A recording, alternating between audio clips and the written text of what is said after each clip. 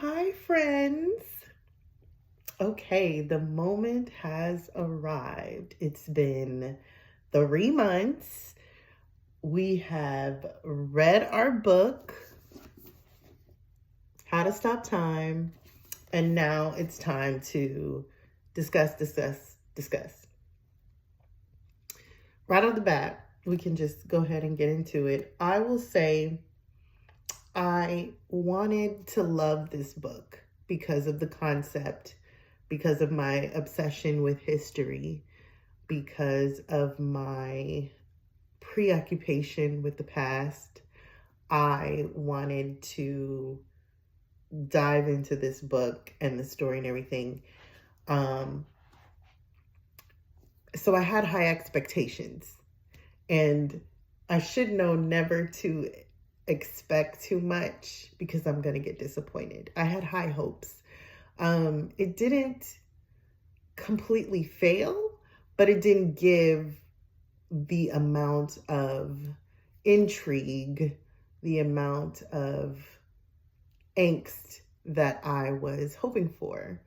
It was a good book though. It did drop some gems that I will share. I made some notes, but just off the top, um, it wasn't as exciting as I thought it was going to be. And the reason why I say that is I think it has more to do with the writer than actually the subject matter.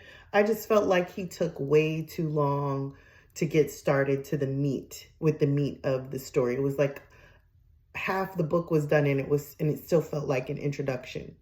So that would be the only negative thing that I would say. But the concept is an amazing concept and I did love it. Or like it a lot. It's just that it took way too long to get the people going. I just wanted more and it just took long. And then by the time it got started, it was finished. So I was like, okay. But the book is about this guy. The guy's name is Tom Hazard. And he is actually like 500 years old. And the reason why he is that old is because he has this condition called, I think it's like Angeria or something. I can't remember the exact name of the condition, and I'm probably pronouncing it wrong. But anyway, he has this condition where he ages very, very, very, very slow. And it has caused problems in his life because he's lived in certain places where they would accuse people of like witchcraft and like stuff like that. So, for example, his mother passed away. They killed his mom because they thought his mom was a witch because they said she did some kind of hocus pocus something and made her son live forever. So instead of him even getting blamed, they blamed his mother. They always find a way to blame a woman. Anyway, so he really kept himself because he was afraid that if he spent too much time with anybody, then that person might become under scrutiny and just be attacked because he stays young while everybody else gets old. But after his mom died, he did have the pleasure of falling in love with this beautiful woman named Rose. They got married and they had a child, but everybody in the neighborhood started looking at them funny because Rose was getting older. He wasn't getting older. So they were living in London. They moved out the city, but people was just like, y'all got some demon stuff going on. And this was like the 1400, 1500, 1600s. And so basically he decided to separate himself from his family to protect them so that they wouldn't get burned at the stake, basically. So he left her and his daughter. He had a daughter, but it turns out his daughter also had the same condition that he had. And years later, he did go back to see his wife, the woman that he loved. But at that time, she was sick with like the Black Plague or the Spanish flu, something, where they have these pandemics back then or epidemics, and she was on her deathbed. And so she told, when he came back to see her, she was old as shit, number one. And then also she was sick and she was about to pass away. And so she told him that the daughter also had the same condition and promised me you'll find her and take care of her and all of that stuff. So she then, of course, passed away, and he was depressed in his feelings, drinking, smoking, doing all the things that grief causes you to do. Hundreds of years pass by. He's just like living blindly, not really doing anything. Low key trying to find his daughter, but not like really doing it too much. And then he meets this guy named Hendrix. And Hendrix also has this condition. But he is a little crazy. He's like, we shouldn't tell nobody about this, which technically he's right-ish, because obviously it's been very dangerous in the past, but he is more so like the best defense is a good offense. So he's down to kill people. He's down to like, we're going to do whatever we have. We're going to do whatever we need to do to keep this condition that we have a secret. And so like, if there are other people that has the condition, he will send Tom to go try to recruit them and get them a part of the society as well. And if they don't want to be a part of it, then he got to put an end to them. He has to unalive them. So he doesn't always have to go. It's like he can live somewhere and have an identity for like 8 years. And then at the end of the 8 years, he has to go on assignment and do this thing. And then after the assignment, he gets reassigned to a new life or whatever for another eight years. And he gets a new identity, all of these things. So he's low-key, like really trying. He asked Hendrix to help him find his daughter. And he's like, Hendrix is like promising, oh yeah, we've got the best people on it. We're looking for her. We're looking for her. We're looking for her. You know how that go. And so he keeps him a part of it by making these promises about his daughter. Like, we're trying, but we haven't found her yet. All of this stuff. So he decides to go. He's originally from London. So he decides that he wants to go back to London. That's his new life. That's what he wants to do. He wants to be a history teacher. So he goes to London and he starts teaching at this school, and he meets this other girl. And this is current times. So now he's finally met the second woman that he's, fallen in love with, is interested in, all of that. But he's afraid to like give in to love and like talk to her for real, because he's afraid that he won't get the chance to be with her because she might get hurt because of Hendrix trying to make sure that they don't fall in love or make any real connections, because he believes that when they make those kind of connections, that is what puts them in danger. So the story goes, they finally defeat Hendrix. It's like real quick. They defeat him because he gets sent on assignment to this one guy who's living in like Australia, and the guy has the condition as well. And the guy's like, look, I'm a surfer. I'm living my best life. People know where to find me. If they got problems, they can come see me about it. Like, he's not like, I don't need to be a part of no society. I need to live my life the way I want to live it. And that's that. So Tom calls Hendrix, and he's like, he's not trying to live this life. And he's like, okay, well, you need to handle it. And he's like, I'm not going to kill this man, because this is an old friend that he used to knew back from like the 1700s or whatever. And he's like, I'm not finna kill my friend from 500 years ago. It's just not going to happen. So then Hendrix was like, well, fine, I'm going to come take care of it.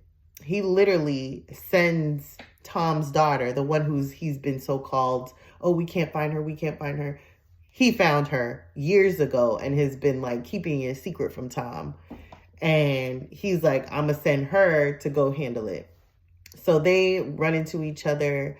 Apparently, Hendrix has told his daughter plenty of lies, that Tom don't want her, that Tom has been trying to be away from her. And so she ready to kill him. And she's crying and all this stuff. But they have a heart to heart, as father and daughter should, and they get back on the same page, and it's all peaches and rainbows and butterflies for that relationship. Then they go and they take care of Hendrix, so he's no longer a problem, and then they live happily ever after. Tom is able to go be with his new boo, and they, live together, have babies, get married, everything. He's able to rekindle his relationship with his daughter, and it's all tied up in this neat little bow.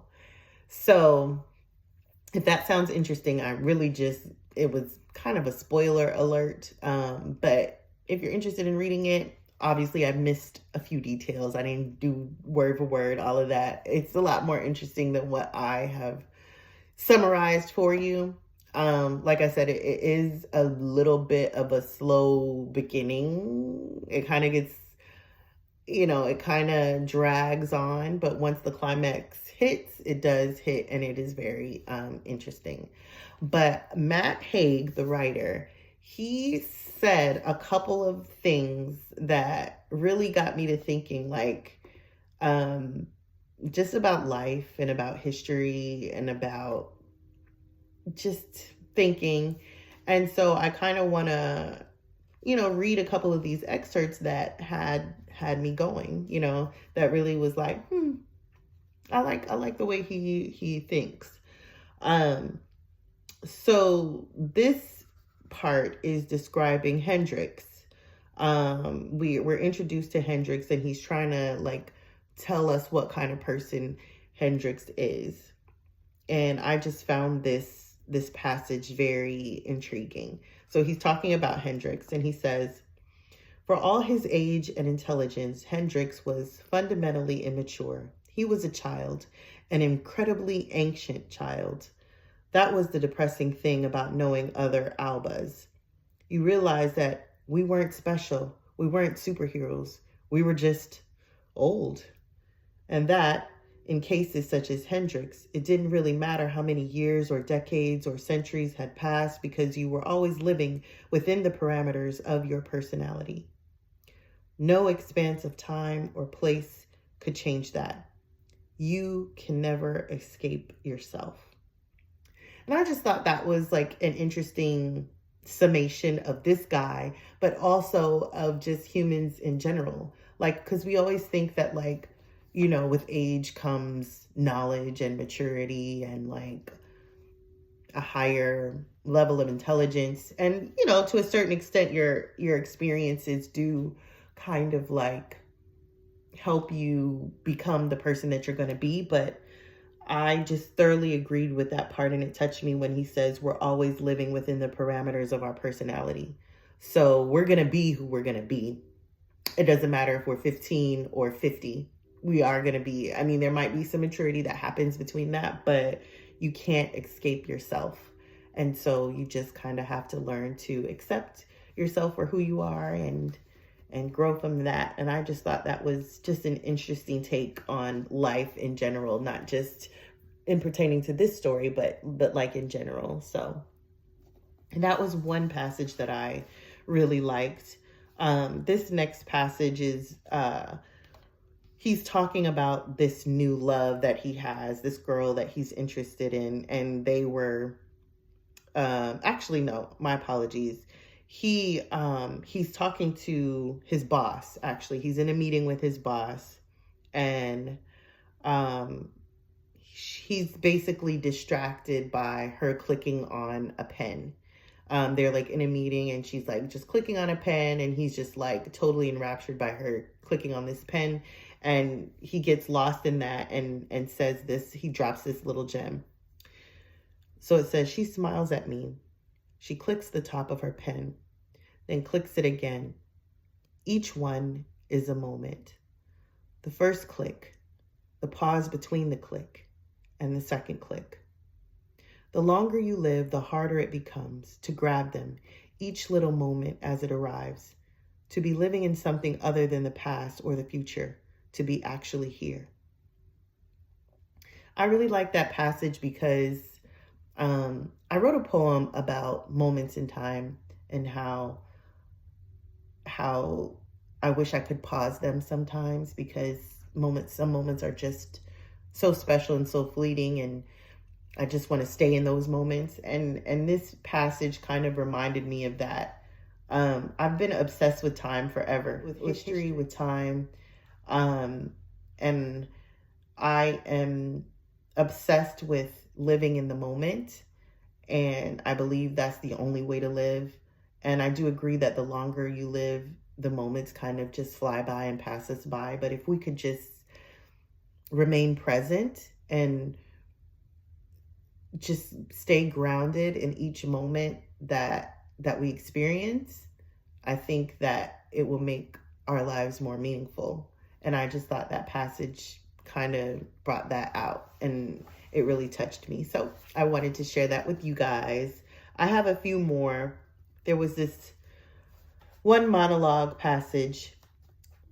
Also, it's about time, and I just thought it was very interesting. He has a lot of these moments where he's just like getting lost in his own thoughts and just like making musings and stuff. And this is one of those moments. So the paragraph says, "The longer you live, the more you realize that nothing is fixed. Everyone will become a refugee if they live long enough. Everyone will realize their nationality means little in the long run. Everyone would see their worldviews changed and disapproved. Everyone would realize that the thing that defines a human is being human." I love that passage because there's so many things that are created in our world to divide us. But at the end of the day, we're all humans, and we deserve to be treated with love, respect, and dignity, and humanity. And I feel like sometimes not only do we forget to see other people that are different from us as humans, maybe not on purpose, but it could just be the way we look at certain things, certain people. I try my best to see the humanity within other people in every dealing that I have with them. And I think that's very important, and I require that of anybody who spends time with me as well. But I just like that he said that. It really was a touching thing to say, and like the fact that nothing is fixed, nothing stays. Like, this too shall pass, whether it's a good thing or a bad thing. And so it kind of goes back to that idea of living within the moment, because it's all fleeting. Time is fleeting. It's never stopping. And like, we just have our life to live, and we shouldn't rush it. We should just enjoy each moment and realize that other people are there with us, and just stay grounded in those wonderful moments that we have. There's two more. This one musing that he had is, he was in the middle of teaching, and then he just kind of gets lost in thought again. And he says this, he's actually talking about why he became a teacher. So it says, "I realize there is a reason I am doing this. Why I want to become a history teacher. I need to tame the past. That is what history is, the teaching and the telling of it. It is a way to control it and order it, to turn it into a pet. But history you have lived is different to history you read in a book or on a screen. And some things in the past can't be tamed." I love that, because we are our experiences, and I guess I am obsessed with history because I'm trying to make sense of my experiences. Maybe not history that I read in a book, because, those are just things that happened that I wasn't a part of. But definitely with my history, I kind of rethink things and go through things again just to make sense of it and see how it affects me in the present.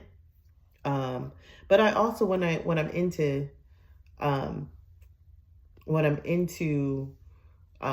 reading about like the past and history of other things, I try to humanize the people in the history books as well, their experiences, what they were feeling, what they were actually going through when those things were happening. They had fears and thoughts and concerns and loves and hates just like I do. And just the only difference is that the period in which they lived.